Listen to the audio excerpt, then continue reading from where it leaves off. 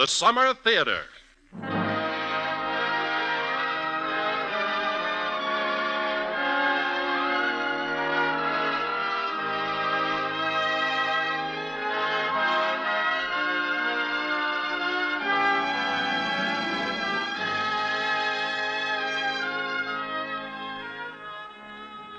Welcome to the Summer Theater, a dramatic hour of romance, love, and adventure.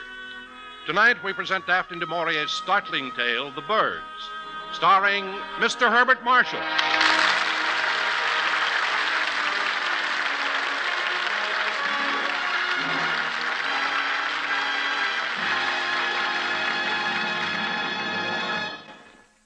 Good evening, ladies and gentlemen. This is your host, Don Wilson. Tonight, we're presenting a brand new story by the famous author of Rebecca, Jamaica Inn, Frenchman's Creek, and many other favorites, Miss Daphne du Maurier. Now, this new story, however, is far different from any of these, and in many ways far more exciting. It's a tale I am sure will haunt you for a long time to come. The title is simply The Birds, and our star is Mr. Herbert Marshall.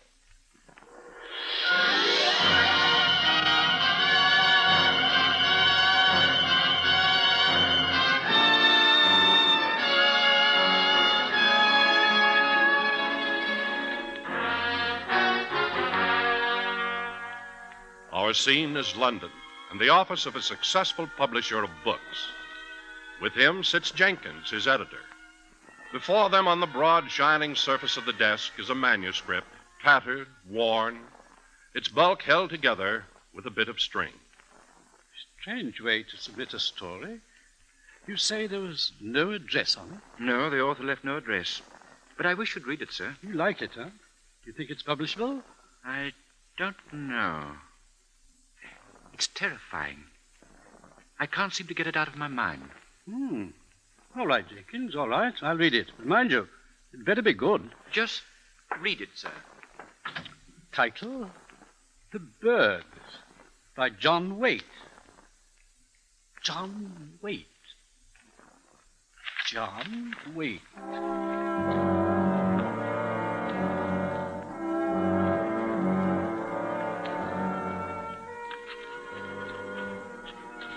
My name is John Waite.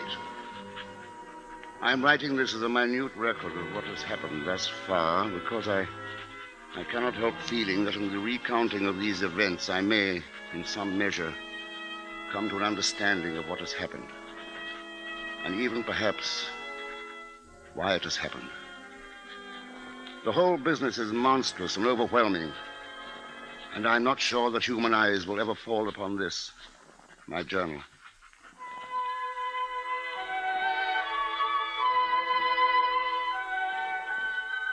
I am a writer of moderately successful fiction, and this small house on the Dover coast is my castle, which I share with my wife, my 16-year-old daughter, my mother-in-law, and one yellow canary.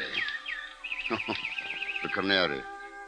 His name is Chippikins. No, I didn't name him. My mother-in-law did.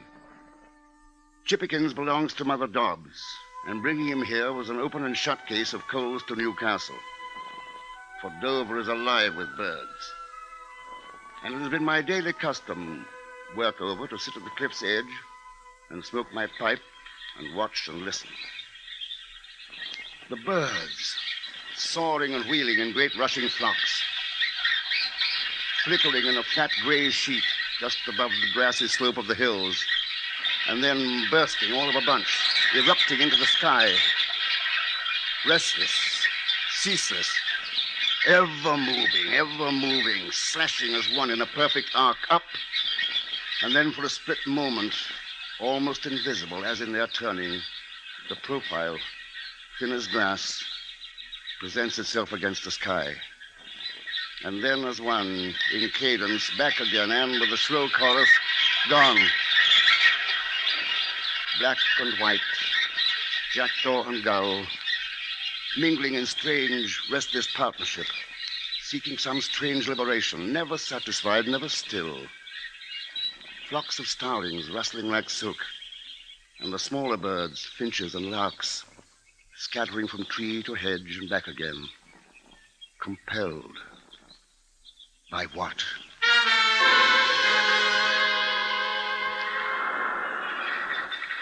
And below, the seabirds waiting for the tide.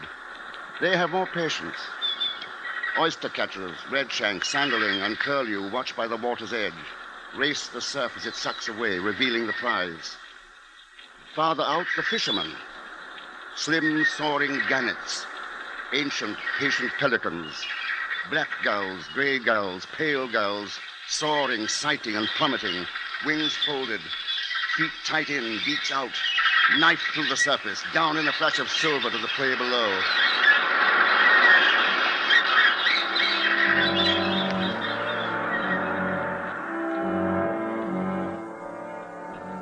The autumn had been a long one, mellow and soft. The leaves had lingered on the trees, red and gold, somehow reluctant to fall. The days grew hazy and benevolent, shortening imperceptibly.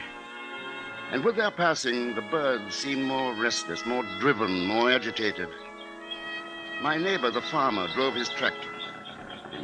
Long, even lines across the western hills, and his figure, silhouetted in the driver's seat, would be lost from time to time in the great cloud of wheeling, crying birds which followed his movements. And I remarked on this. Lots of birds around today. Aye, there are more birds than usual, and daring, too. 1 or 2 gulls came so close to my head this afternoon, I thought they'd knock my cap off. As it was, I could scarcely see what I was doing when they were overhead, and I had the sun in my eyes. I have a notion the weather will change. It'll be a hard winter. That's why the birds are so restless.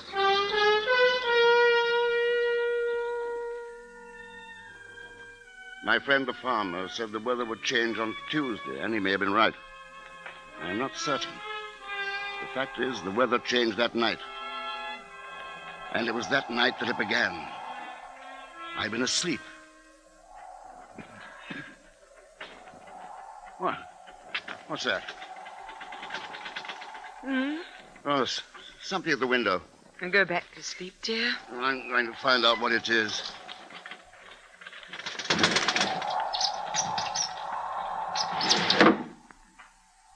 It was a bird. What kind, I could not tell. The wind must have driven it to shelter on the sill. I went back to bed and, feeling my knuckles wet, put my mouth to the scratch. The bird had drawn blood. I supposed it was frightened, panicked, seeking shelter. The wind was indeed very cold. The weather had turned.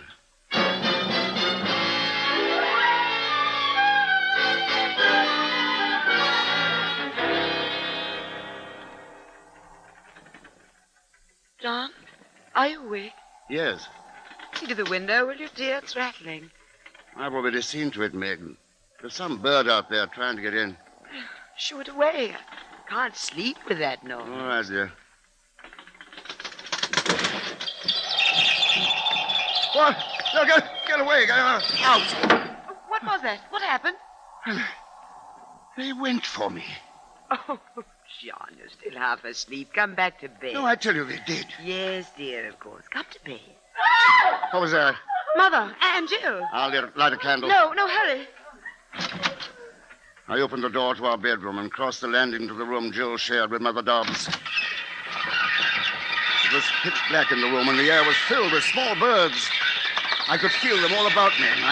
I swung my arms. They poured through the open window. They struck the walls of the ceiling. Oh, Father! Quickly, Jill, come out. Mother Hobbs, I'm under the cover. run for the door. I slammed the door after them. I didn't want the birds spreading through the house. Now in the darkness they sensed me and dove for me, tiny beaks and evil claws set to pierce and tear. I seized the quilt from the bed, wound it over my head, and then, swinging a pillow at random, I went to work. I couldn't see what I was doing, but I could feel the thudding of their bodies. I swung till my arm began to numb. How long I fought with them in the darkness, I do not know.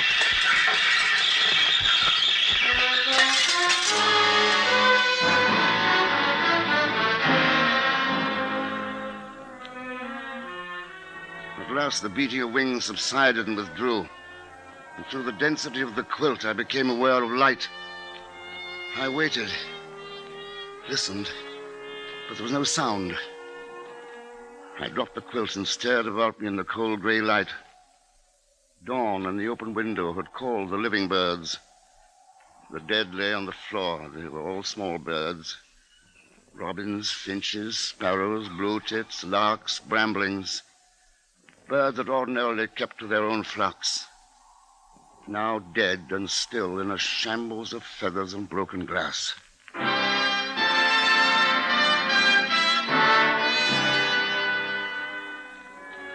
Outside it was cold, bitter cold, and the earth had all the hard black look of frost. Not white frost to shine in the morning sun, but black frost that the east wind brings. And across the field, the sea, fiercer now with the burning tide. It broke and crashed in the bay. Of the birds there was not a sign, not so much as a sparrow. Nothing but the east wind and the sea.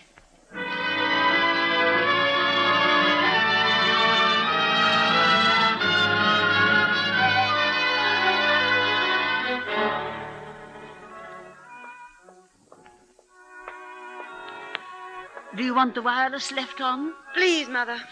Oh, easy, Meg. That stuff stings. It's supposed to. Don't want these scratches to infect. No, I suppose not. I'd say you ought to thank the Almighty they didn't get in your eyes. That's what I'd say. Yes, Mother. Nasty little creatures. One would hardly believe they belong to the same species as little chippykins here. You're a proper little gentleman, aren't you, Master Chippykins? Not a bit like those horrid little savages, That's odd. What? He won't speak to me. Speak? Speak? Chip, chip, cheep. Did Jill get off to school all right? Yeah. I hope I brought the right clothing down. I didn't want her to see the room. Didn't want her frightened. She thought it quite a joke. I imagine she's telling the class all about it right now. I suppose. Come, little Chippykins. Speak? Speak?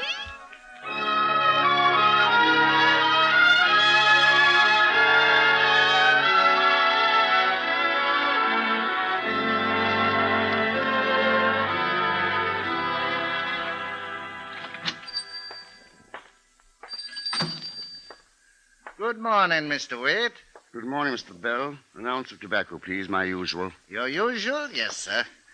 And what do you think of the weather? Wireless says it's going on all over. Something to do with the Arctic Circle. Oh, really? Black winter, that's what it is, out of the east. I had the wind come up in the night. Did you hear any birds? Birds? What birds? We had them at our place last night. Scores of them came into the bedroom. Quite savage they were. Here, look at my hand. Well. My goodness, I never heard of birds acting savage, not our birds. I assure you, these scratches are real. Oh, maybe they were some of those foreign birds from the Arctic Circle. Tell you what, put out some crumbs for them. That's what I'd do. Put out some crumbs.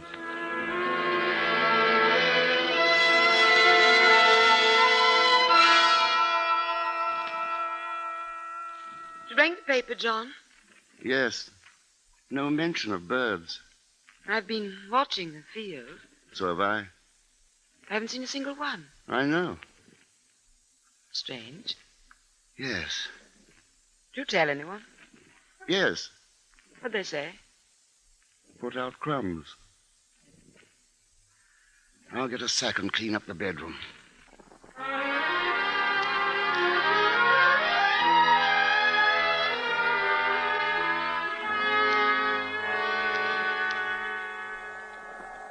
Their bodies filled the sack. The ground had frozen during the night. It was too hard to dig. I went down the cliff path to the beach. The sky was leaden. The sea was flat, calm, oily. Not a sound of birds. I kicked a hole in the sand. And as I did this, I saw them. The gulls out there, riding the sea.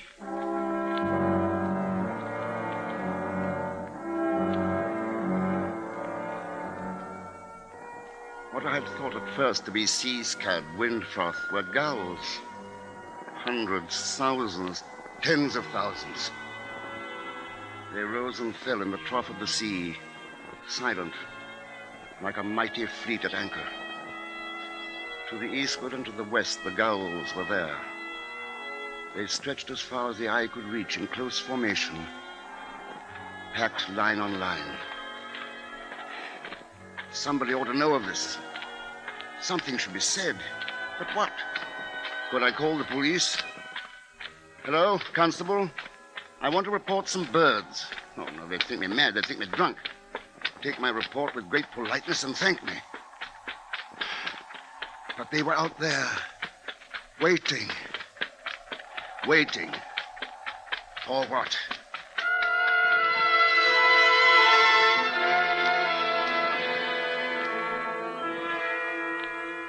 John, cut quickly. It's on the wireless. What? About the birds. The Home Office at 11 a.m. today.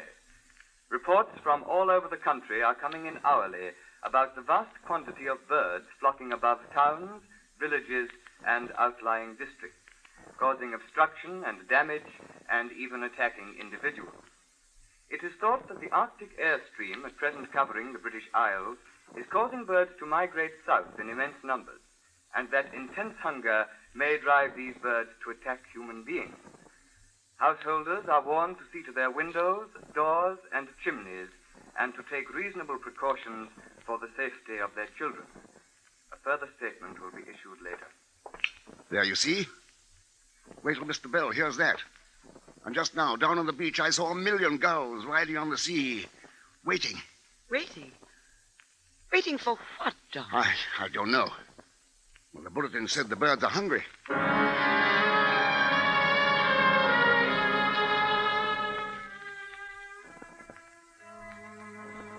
In the shed were all sorts of boards and sheathings left over from the blackout days of the war, and I spent the next few hours putting these up. There was no thought of my novel this day. Actually, the writer is a lazy creature and welcomes any diversion from his work. Somehow this seemed to be something a little bigger than diversion. Do you think that's really necessary, John? I don't like to take chances. But they were such little birds. I'm not thinking of those. Oh? The gulls. I see. Are you going to do the downstairs, too? I think I better. A bit dark with the windows all boarded up.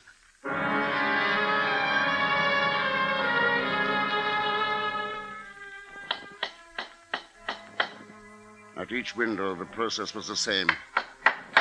I nailed the boards to the sills from within the rooms.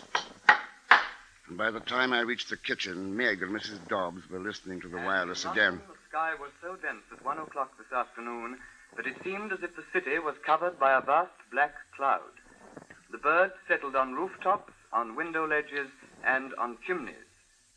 The sight has been so unusual that traffic came to a standstill in many thoroughfares.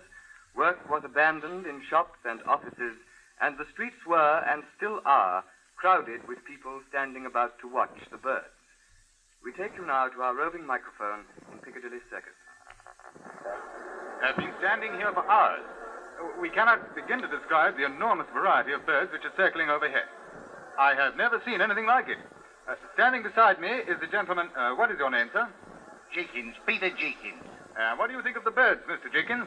Oh, never saw nothing like it. I swear I never did. Well, just before we went on the air, you were telling these people and myself about your cat. I wonder if you would mind repeating that for our air audience. Lord lummy, they wouldn't want to hear none of that. Oh, I'm sure they would. Well, I've got these 3 mouses, you see.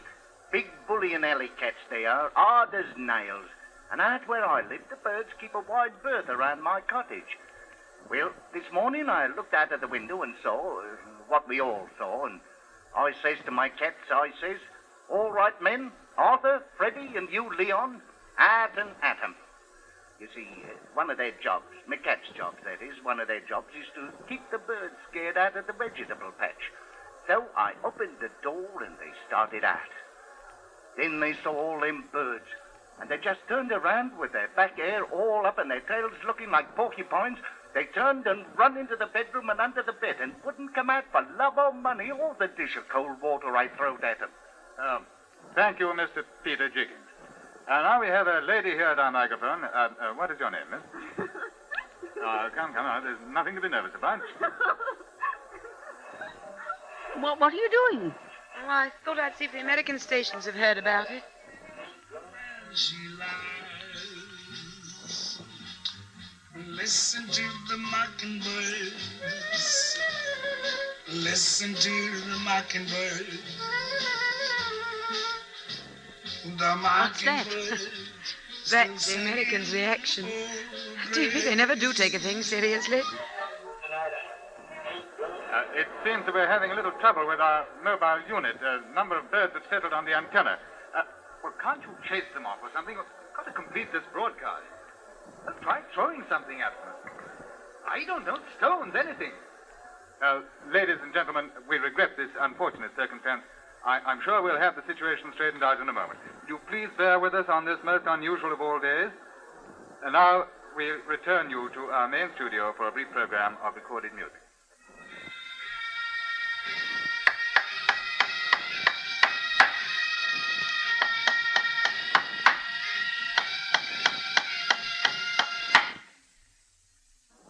There. That ought to hold it. If you want my opinion, it's all nonsense. That's what it is. Oh, Mother. Boarding this place up so we have to light the lamp, and it's only 3 in the afternoon. Tell me, how much singing has Chippikins done today? Not a note. He's off his feed, that's what. Look at him. He's so nervous and agitated, what with all your banging.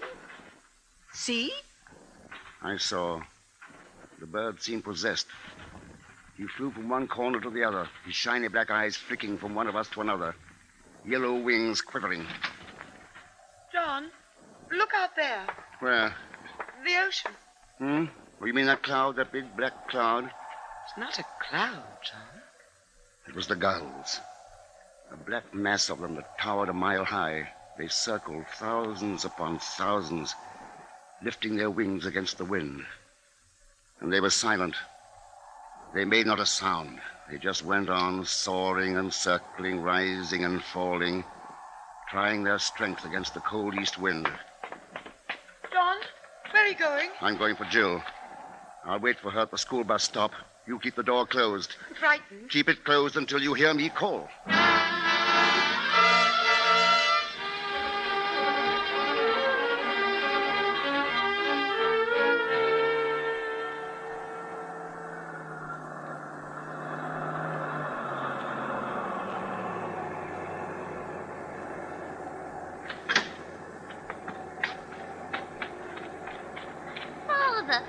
What are you doing here? Come, Jill, hurry. Oh, all right, but you look so funny.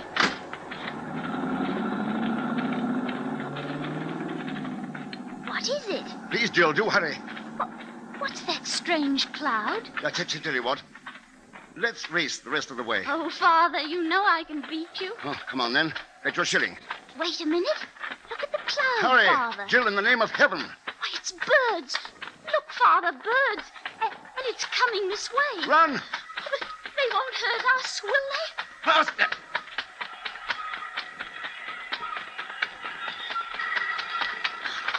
I'm scared. Oh. Meg! Meg! Open the door! Hurry! Yeah. Quick, Jill! In you go! I'm holding the door for you, Father. Look out! Oh, wait! I'm almost there. The birds! Wait! John, there's a Daphne above you. He's driving!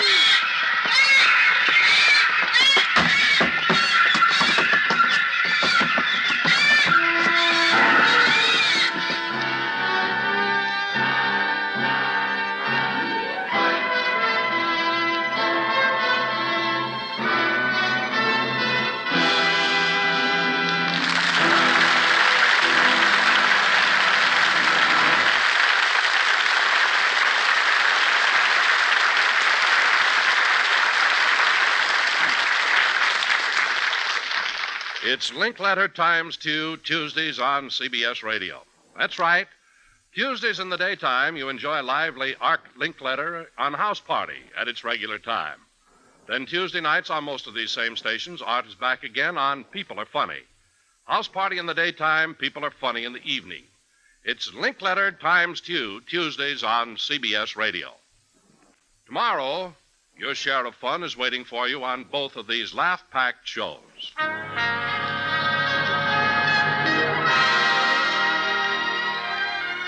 And now, Act 2 of The Bird, starring Mr. Herbert Marshall as John Waite.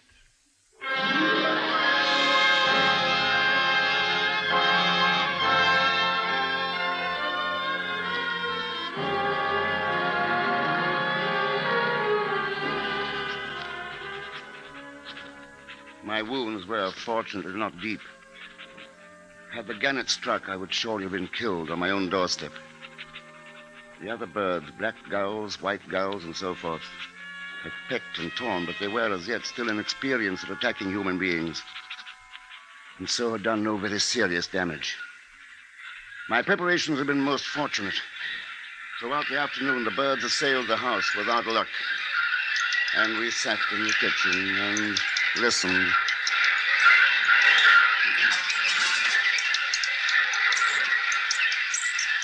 We listened, and we watched Chippikins. The madness which had seized the other birds now was his, too. He glared at us with malevolent hatred in his tiny eyes, thrust his short, pointed beak at us through the golden bars of his cage, threw himself again and again at the little gate, hoping to break it down. Oh, I'm afraid for him. He'll hurt himself. Good. Poor little man, he can't help himself. He must have caught something from all those awful birds outside. Turn on the wireless. Let's have the wireless. I'll do it. Father, What? the school bus. Do you suppose the kids are all right? Oh, yes, I wouldn't worry about it. I hope so. Chippikins, do leave off that, darling. You'll hurt your little self. Yes, baby. Mama's here. Oh, Mother, what happened? he bit me. Here, look at my finger. Oh, dear. I'll get the iodine. And you can leave off that, John Waite. As you said, Mother Dobbs, he can't help himself. I'm going upstairs and check things.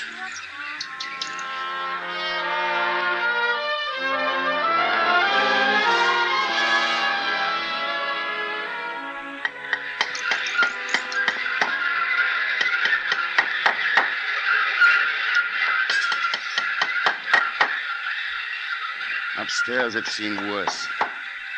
What worried me most were the bedroom fireplaces. They were quite close to the roof, and I could hear many birds which had made their way down the chimneys. Now, with only a thin plywood thickness between them and the interior of the house, they screamed and scratched at the wood.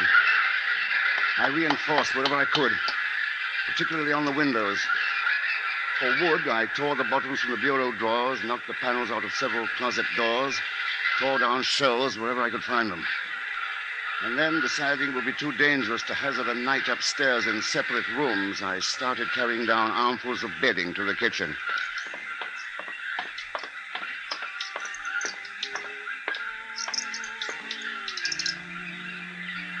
John, what on earth are you doing? I thought, just for fun, we'd sleep down here.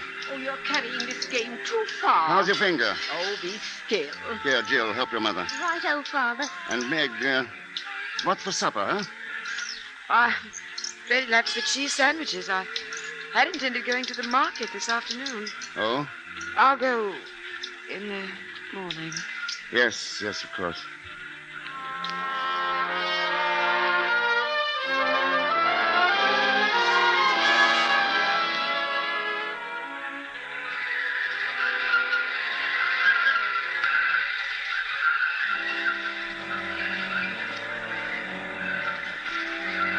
When I finished moving things, I locked both bedroom doors.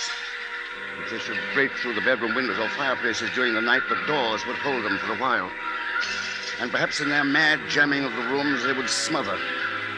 Perhaps they would die.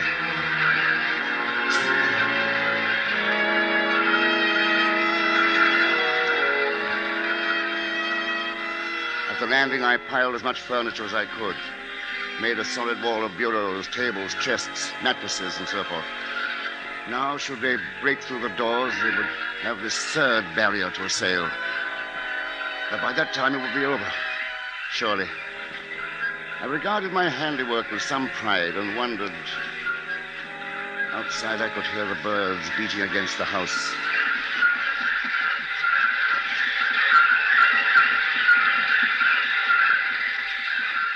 Wings brushing the surface, sliding, scraping, seeking a way of entry. The sound of many bodies pressed together, shuffling on the sills. Now and again a thud, a crash, and some birds dived and fell. Many would kill themselves that way. But not enough. Never enough.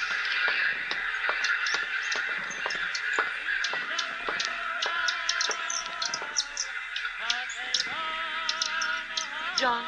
Yes, Meg? There's to be another report in a moment. The man said so. Good. Yeah, eat your cheese sandwich. It's good. Oh, thank you.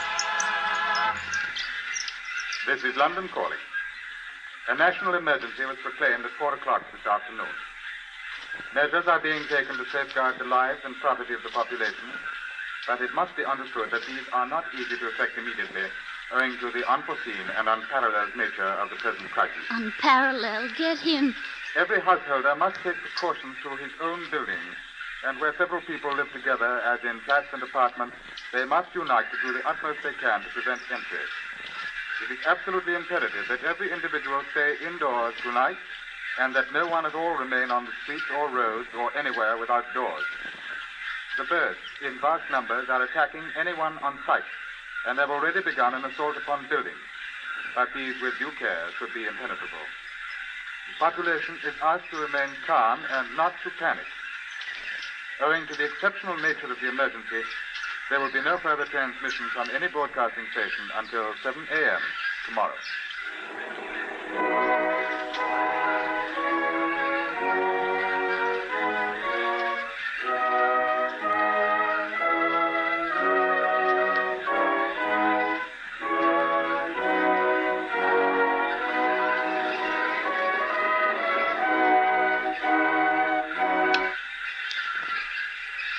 Wish we had a gramophone. Father, could I have a gramophone for my birthday? Yes, sweetheart, a gramophone. You shall have the best that money can buy. Mother, did you hear that? Yes, Angel, I heard. Now, suppose we all go to bed, hmm? It's been a long day. Wait. Shh. What is it?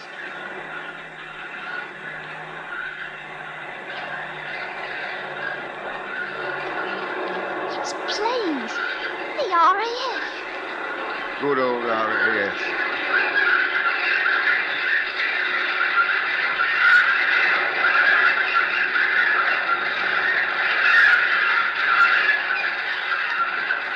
I wonder what they intend doing.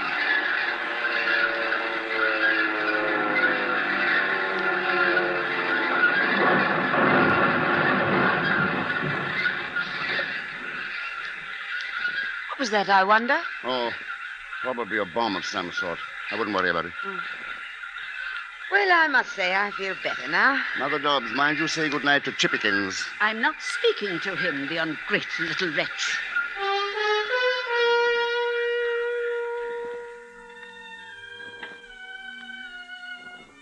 That booming, I knew the sound.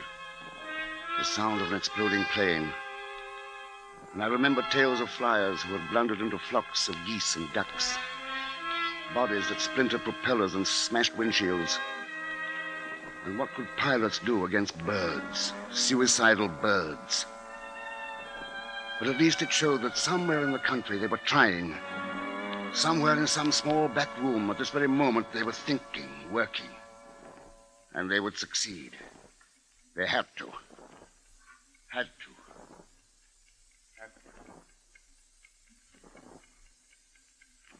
John. John, wake up. What? What is it? John, they're gone. Listen. What's the time? 10 o'clock. 10. That means the tide has turned. It's on the ebb. I wonder, Meg, do you suppose it could be that they only attacked with the flood tide? I don't know, dear. What are you going to do? Where's the flashlight? On the mantel. I'm going outside. Huh? What's happening? The birds, they're gone, Mother. Gone, you say? Yes, John's going to have a look about. Oh, don't you do it. And why not? They're all out there waiting. Mother. Waiting all around the door silently for you to open it. John, do you suppose that... Well, there's one way to find out.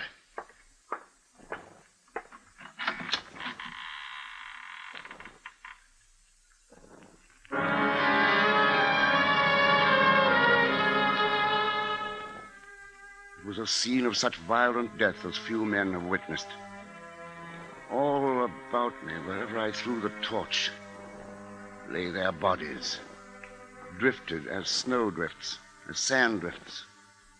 Their eyes bright in death, twinkling in unwinking points of fire. It was silent, so silent, yet I had the feeling that out there, somewhere, there was life. There was a shovel near the door, and I put it to use. First, I cleared a path from the door to the side of the house, and there I flashed my torch up. Every pane of glass had been smashed. The jagged edges flashed back my light. Many had birds impaled on them. Beyond, I saw the boards. They looked roughened and strange.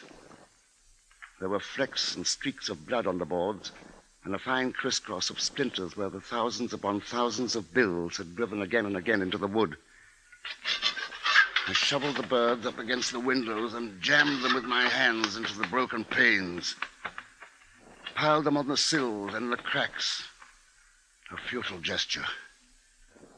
With the flood tide, another wave of assaulters would come and drive through these. But it would take time, and we needed time. John, what are we going to do now? I ought to go over to the farmers. They've got food there and wood. I need more wood. Well, you're not to go. I won't let you go. I'll not be left here alone, John. All right, Meg. I'll wait until morning, until the next ebb tide. Sorry. I understand you. John, what's that? Where? On the hill. See? Fire. It was just next to the spot where I'd spoken to the farmer as he drove his tractor. How long ago? 2 days? 2 months? On the same little hillside. One of the planes, Meg. Come on, let's go back to bed.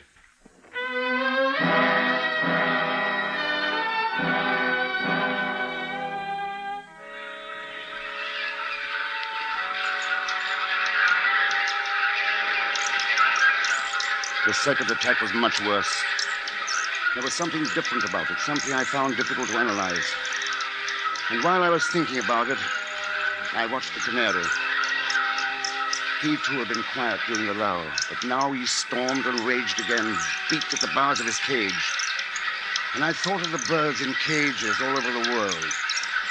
Parrots, lovebirds, peacocks, yes, and ostriches. What of the ostriches? And the great red flamingos and the big swans in the parks with their powerful wings and beaks. Father, what's that noise? Noise? From the chimney. I don't know. Let's see. Sounds like they're trying to get at us through this chimney. We've got the fire. Get too low. John, do something. Here, give me that can of paraffin oil. Now then, everybody stand back. Careful. Back. This'll clear them out.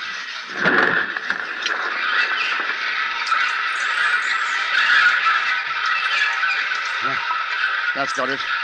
Jill, you keep the fire up. Don't spare the wood. All right, Father. I'll start the primers. We'll have some cocoa. Good idea. Shall I check and see what's happening upstairs? No, Jill. You watch the fire. Keep it blazing. Poor Chippykins. Now what? He's hurt his wing against the bars. Has he really? Silly little man. Mama warned you.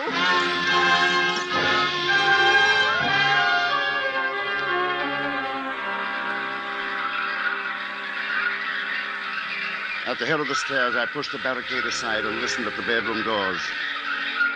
They'd broken in, and I could hear them screaming and scratching at the thin doors. And with the scratching, I became conscious of a new sound. It sounded like talons. Could the hawks have taken over what the gulls had failed to do? The hawks. The birds of prey. Buzzards. Kestrels. Falcons. I'd forgotten the birds of prey. And as I listened, I could hear the soft patter of thousands of feet across the floors of the bedroom, and the sounds of talons, of splintering wood.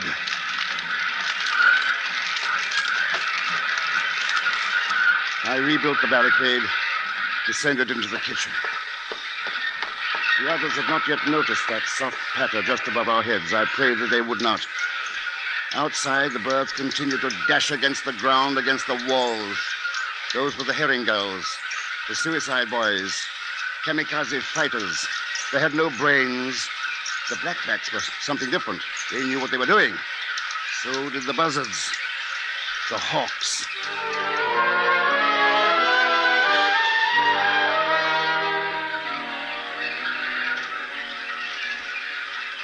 I thought of the things to do in the morning. There were so many things we needed to withstand siege. A car. If I could hire a car between the tides and use it to carry things. Food, oil for the stove, lumber and nails, sheets of metal for the windows. Oh, so many things. I wondered and worried and dozed.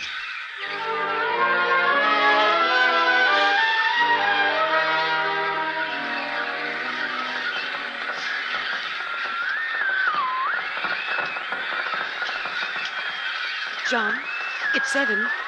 Don't you want to hear what the wireless has to say? Yes.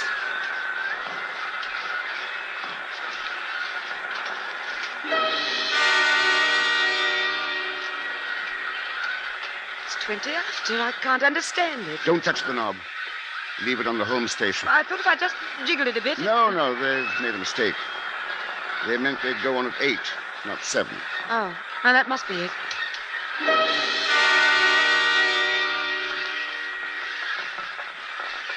It's 10 after 8, John. Maybe it's broken. No, I've checked that. It's working all right. Birds are letting up.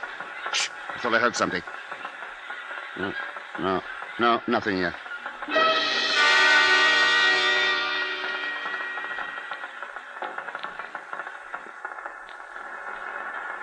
Oh, 9 o'clock's past. There's nothing on the wireless. Nothing. I know. What does it mean, John? Don't you see? Not even the shortwave.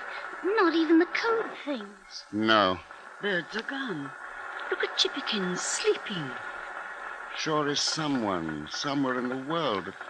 Some one of the countless transmitters.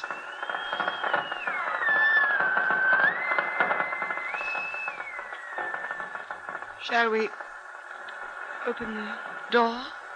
Yes, there's a lot to do before the next flood tide.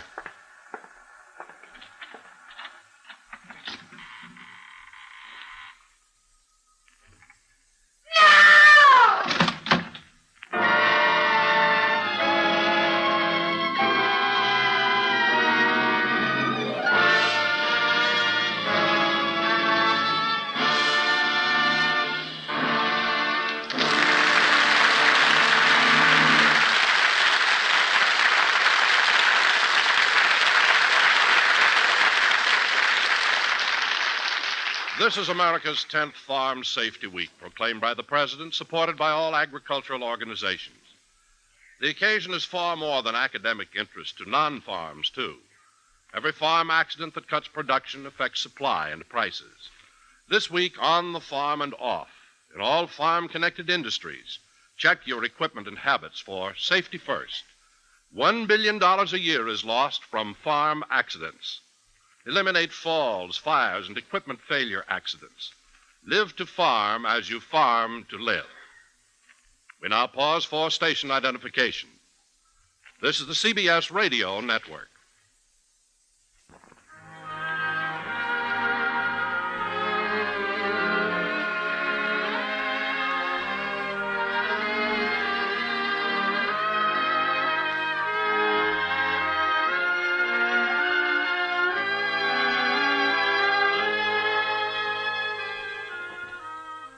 And now we return to the Summer Theater as the curtain rises on Act 3 of The Bird, starring Mr. Herbert Marshall as John Waite.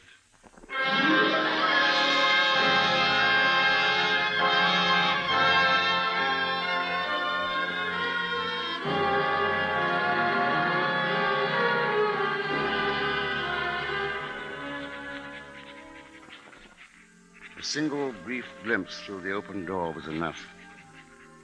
I slammed it and paused to consider this new dilemma. The birds were out there, silent and watchful, waiting. Not a single one flew. They stood across the yard and in the fields, perched on the fence and on bushes and in the trees, all silent, watchful, and waiting. What are we going to do? I don't know. They didn't move, just like chippykins, every one of them. Yes. Here, chippykins. Here's my finger, see? Go on, take a bite. He won't move. Is he asleep? No. No, he seems drugged or exhausted.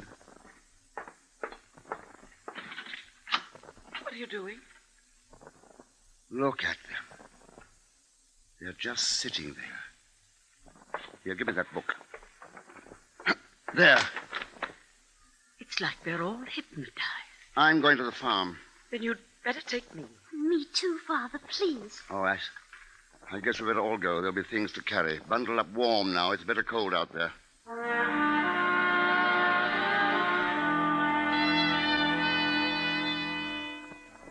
We went by way of the field. I didn't want to risk the road. It was a strange gray day, funereal, and the birds all about us, black and silent and waiting.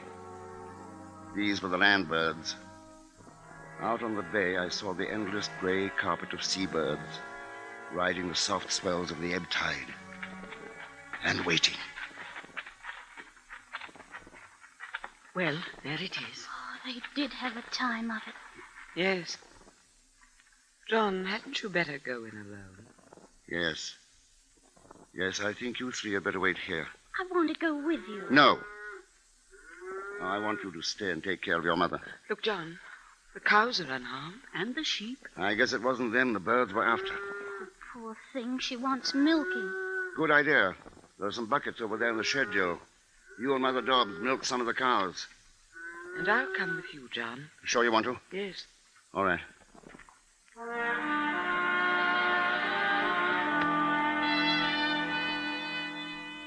Here in the yard, the birds sat motionless, watching. And on the roof of the house, and in the trees, and on the sills of the broken windows. Sprawled near the back door, I found the farmer's body. Inside, the place was a shambles. But the larder in the storeroom was intact, and we took sacks of flour and a tub of butter, and sugar and tinned meats. Supplies for a siege. Upstairs, sprawled by the telephone, was the farmer's wife. I want to try the wireless. Oh, it's no use. Here, carry these things out to the car. We have much time, you know. We're taking their car? Yes? Is it right? Call it a neighborly loan, if you like. We'll need more oil for the stove. Yes, I'll get it.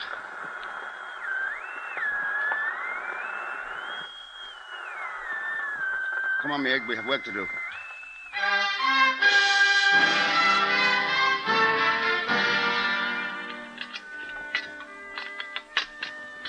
The farmer had been planning to build a new silo, and stacked in the barn were large sheets of galvanized iron. I found snips, too, and a keg of nails. I was racing against time. The second trip I made alone. This time I was in search of lumber, hardwood. I tore up the flooring in the hall of the farmhouse. There was a bale of barbed wire. I tied it to the back of the car. And as a final, futile gesture, I went upstairs to the telephone.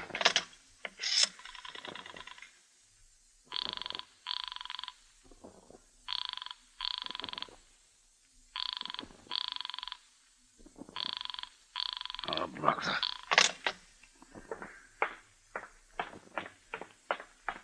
One last look round. It was growing late.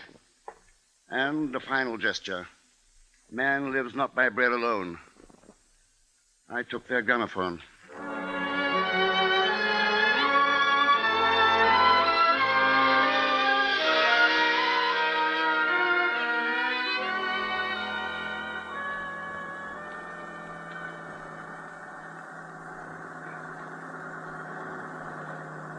As I came down the little lane to our door, I glanced out to sea, and my heart stood still. I couldn't believe my eyes. There were ships there. Great battleships, 3 of them. The Royal Navy, throughout the proud history of this isle. In time of crisis. No, I was wrong. The Navy was not there. The gulls were rising from the sea. The tide was turning. Help me quickly, it's time. All right. Come on, dear. Mother.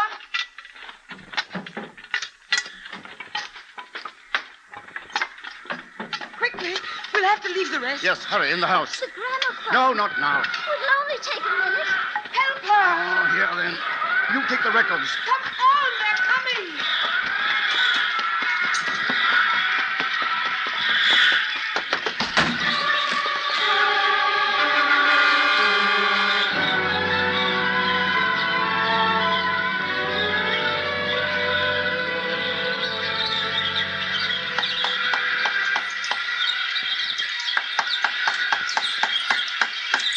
Son, What? that sound upstairs. They're in. Oh. I'm going to build a barricade at the foot of the stairs. Can you do it in time? I've got to. And at the door, the sound is different there somehow. Don't worry about it. All right, dear. Mr. Chippikins, you're an evil little man. Father, What? these are all Harry Lauder. Really? Every single one. Well, now, dear, it may seem a little old-fashioned to you, but your father and I used to find him quite entertaining when we were courting. Did you really?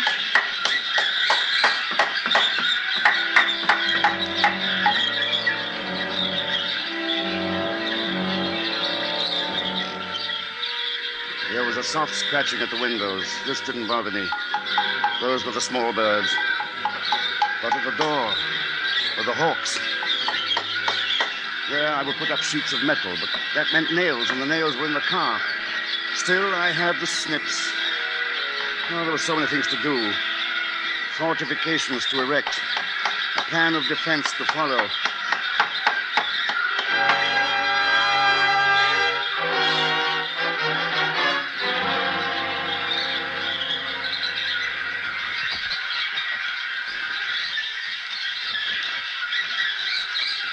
I have done all I can until the next ebb tide. The barbed wire stands in the hall. I intend to nail it across the outside of the windows. I don't think they will be able to get through that. And the galvanized metal is cut to size. And when I get the nails, I will put it up. I am becoming distressed about the main door. The falcons, the hawks, the birds of prey continue to dig at it. But if we can but survive this phase of the attack, we may make out. We have food and fuel for a week. But with each new attack, they grow more intelligent. Their numbers are increasing steadily. When will it end? How will it end? And as I sit here staring at the pages I have written, I cannot help wondering why. Why the Almighty has decreed that this is to be the end.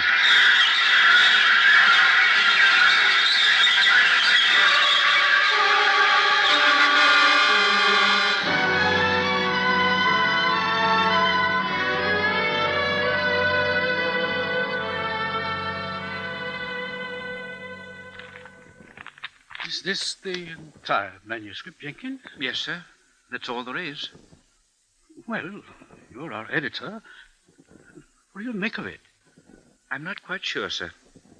I wish I could talk with the author about it, but as I told you, the story was submitted with no address. I haven't been able to find a trace of John Waite. Undoubtedly, he's one of those curious, shabby fellows who live in squalor and great prophetic visions. You know the sort. That's it, sir. What? Prophetic. That's what the story is. Almost a warning. Oh? In what way, Jenkins? Well, sir, I think it has to do with nature and her system of checks and balances. You see, What he's saying is that a man, with his ever-recurring wars, his new weapons of destruction, threatens to destroy not only himself, but all forms of life. And nature might find a way to prevent this. By wiping out man, you mean? Getting rid of him? Yes, sir. Nature, or the Almighty, call it what you will, just isn't going to allow all life to come to an end. And so, through the birds, it will quite simply take care of the situation. Yes, Jenkins. Perhaps that's it. Perhaps. Who knows?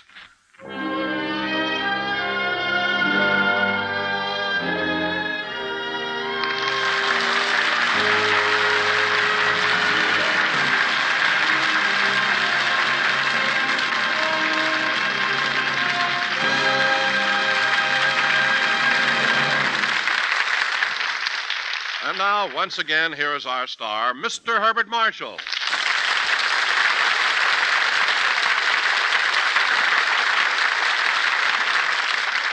You know, Don, it was a pleasure doing a story as odd as the bird, even though I do think you billed me incorrectly. What do you mean, Bart? Well, after all, I was scarcely the star of the piece when you consider the gulls and the gannets. Villains that they were, they ran the whole show. Well, I suppose you're right, Bart, but after all, we couldn't bill a bird. Bill a bird, indeed. You made me say it, Bart, but seriously, you still like birds, don't you? Oh, of course I do. But now I understand something I never did before. What's that? You remember during the war we had airplane spotters, men and women, too, who spent hours scanning the skies on watch for the enemy? Oh, yes, of course. Well, tonight I think I've at last discovered what bird watchers are for. Well, I give up. But anyway, thank you, Herbert Marshall, for being with us tonight. It was a great pleasure. Good night, everybody.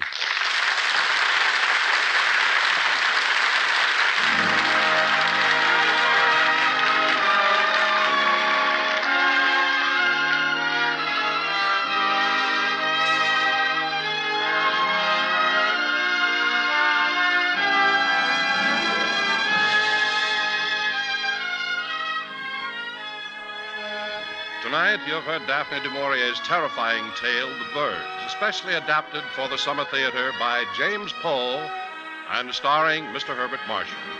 Featured in the cast were Betty Lou Gearson as Meg, Gloria Gordon as Dobbs, Betty Harford as Jill, Herb Butterfield as the publisher, William Johnstone as the editor, Tudor Owen as the shopkeeper, Ben Wright and Alistair Duncan as BBC announcers. Our producer-director is Fred Mackay. Herbert Marshall may shortly be seen in Riders to the Stars, a United Artists release.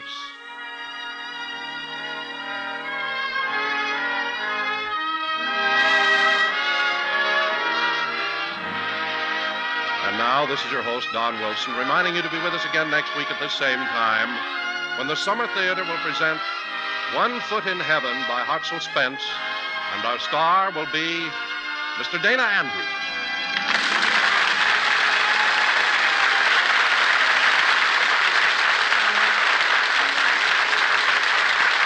This is the CBS Radio Network.